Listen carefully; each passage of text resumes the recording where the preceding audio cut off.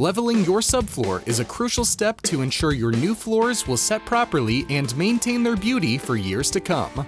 In this video, we will show you how to evaluate, prep, and level your subfloor so you can install your new flooring.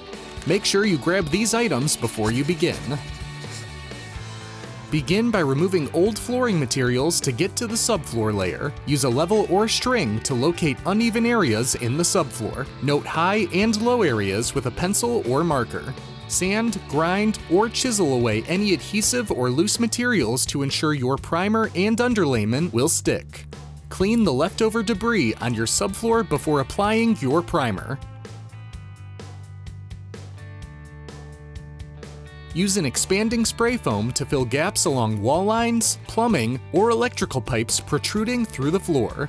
Before pouring your leveler, apply a primer to your subfloor. Gauge how absorbent your floor is to determine the ratio of your mixture. A mixture for porous concrete contains 1 quart of primer and 3 quarts of water. Brush and roll the primer across your subfloor, targeting worn down and chipped areas.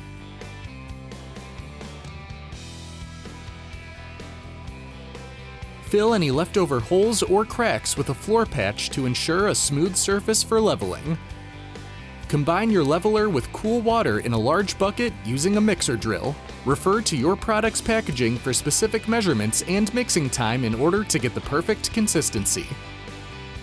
Now spread your leveler across the subfloor, starting in the corner working outwards. Using a trowel, rake, or spike roller to even out the mixture. Wait for the underlayment to cure to a workable hardness. If needed, apply a second layer to remove unevenness. Once your floor is cured and level, you are ready to install your flooring. Thanks for shopping at Menards.